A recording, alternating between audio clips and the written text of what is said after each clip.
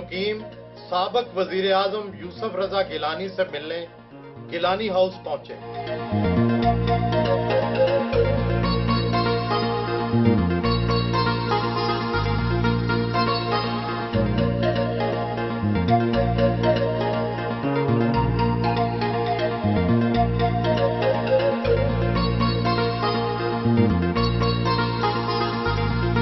وفاق المدارس کے secretary general مولانا حنیف جلندری نے بیٹے کے ہمراہ ملاقات کی۔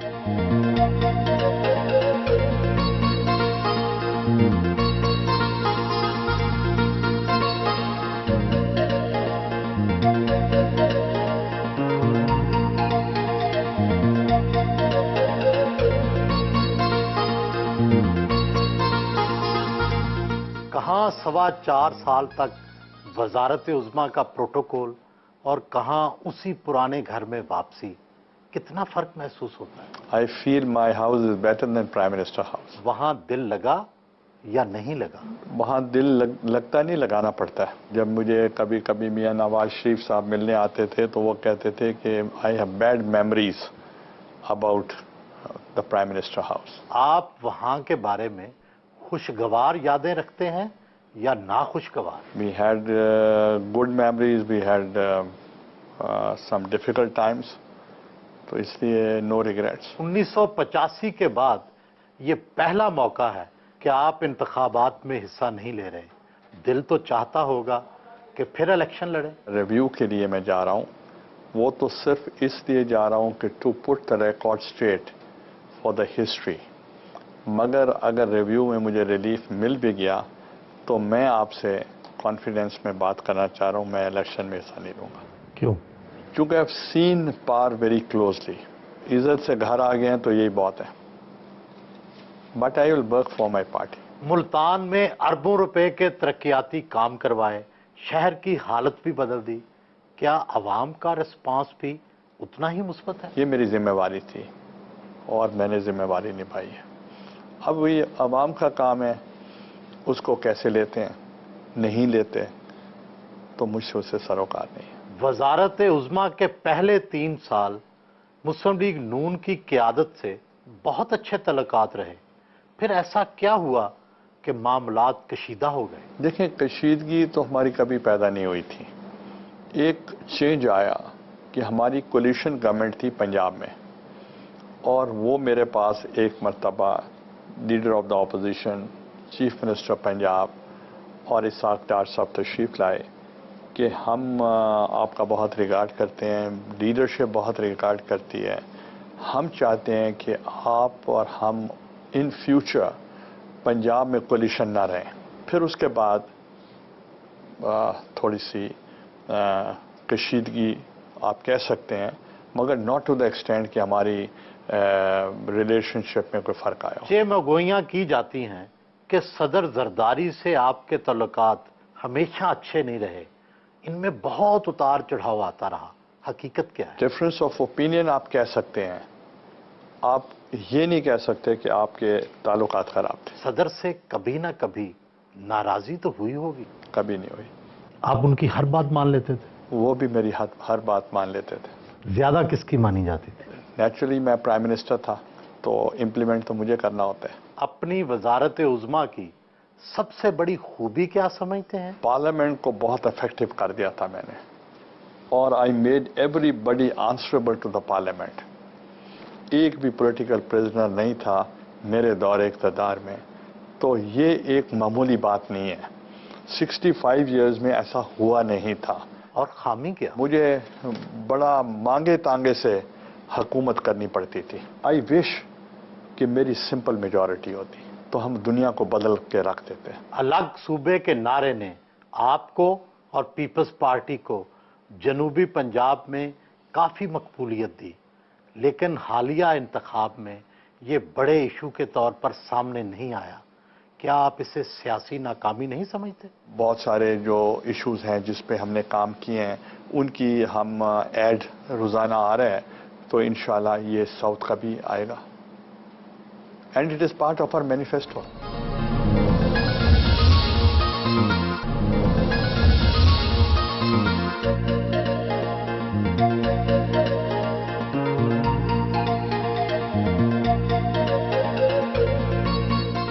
پارٹی امیدواروں کے اجلاس کی صدارت کی۔ غیر ملکی صحافی کو انٹرویو دیا۔ We had an agenda before us that since there is a tremendous threat for security to the political forces who are considered to be moderate.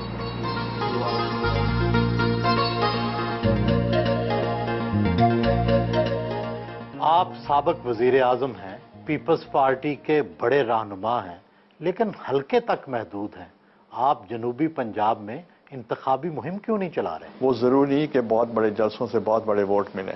دیکھیں، یہ ہماری ایک اسٹریٹجی ہے۔ آپ اور آپ کے بیٹوں پر کرپشن کے الزامات لگے، وقت کے ساتھ یہ تاثر گہرا ہوتا گیا اور یہ الزامات ٹھپے کی طرح آپ پر لگ گئے۔ کیا آپ کو محسوس نہیں ہوتا کہ ان کا زوردار جواب دینا چاہیے تھا؟ جو الزامات لگے they are still sub judice before the court. آپ کورٹ سے پہلے اس تاثر کو تو ختم کر سکتے ہیں۔ دیکھیں، ہمارے جو کرم فرما تھے آپ لوگ، تو انہوں نے اس کو زیادہ زوردار کیا کہ شاید ہم الیکشن ہار جائیں گے، ہم الیکشن جیت گئے۔ تو کیا مستقبل میں آپ اس تاثر کو دور کرنے کی کوئی کوشش کریں گے؟ ہم عملاً دور کرنے کی کوشش کریں گے۔ Let the court decision come. Allegations تو آپ دیکھیں، ایلیگیشنز تو چیف جسٹس پہ بھی لگے، ایلیگیشنز تو باقی لیڈروں پہ بھی لگتے رہتے ہیں۔ اب یہ بتائیں کہ جو اصغر خان کیس ہے اس پہ بھی تو ایلیگیشنز لگے، تو وہ تو ڈسپیل کر لیتے ہیں، ہم فقیر لوگ نہیں کر سکتے۔ کیا اس میں کیا وجہ ہے؟ آپ لوگ کیوں نہیں کر سکتے؟ اگر آپ کوئلے کا کاروبار کریں گے، آپ کے ہاتھ کالے ہوں گے۔ آپ نے ایک بار پھر اپنے 2 بیٹوں اور ایک بھائی کو سیاسی میدان میں اتار دیا ہے۔ کیا یہ بہتر نہ ہوتا کہ کسی پارٹی ورکر کو ٹکٹ دلوا دیتے؟ آپ نے درست کہا ہے، مجھے یہی کرنا چاہیے تھا۔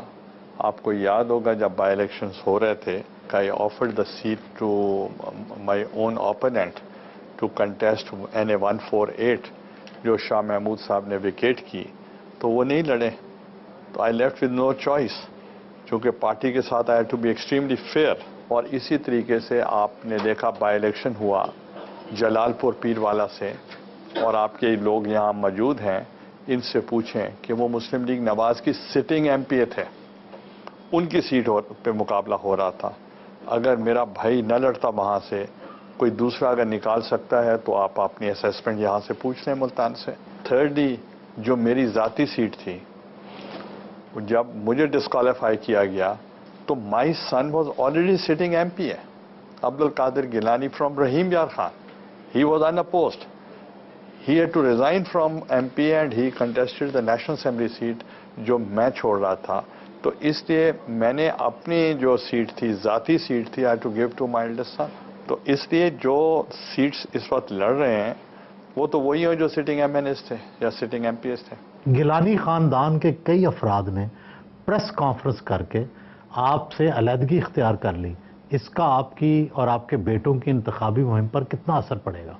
دیکھیں، میں ان کی بہت قدر کرتا ہوں، اور ان سے ہٹ کے بھی کئی گیلانی خاندان کے فرد ہیں جو کسی اور پارٹیوں میں بھی ہیں، ابھی وہ سارے اکٹھے نہیں ہوئے، کچھ آزاد کی مدد کر رہے ہیں، کوئی نون لیگ کی مدد کر رہے ہیں۔ کوئی فرق نہیں پڑے گا آپ؟ نہیں، میں یہ نہیں کہ میں اس سے زیادہ کمنٹ نہیں کرنا چاہتا۔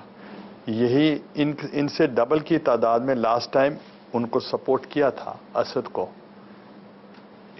آن P M L N ticket, and he last.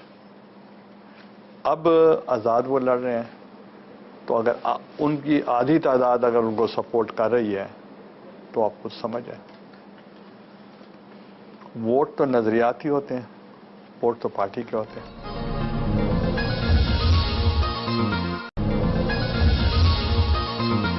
سب سے بڑی خوبی جو ہے وہ ان میں کنسسٹنسی ہے۔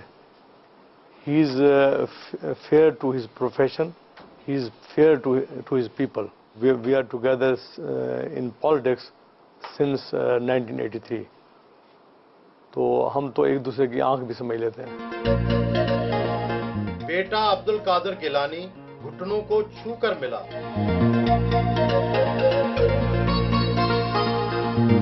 پوتے پوتیاں سلام کے لیے آئے۔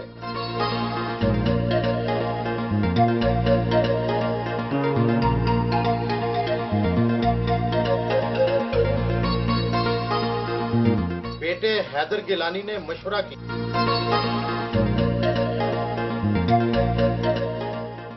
آپ عرصہ دراز سے سیاست میں ہیں، اگلے الیکشن کا نتیجہ کیا دیکھتے ہیں؟ کون سی پارٹی جیتے گی؟ کتنی سیٹیں لے گی؟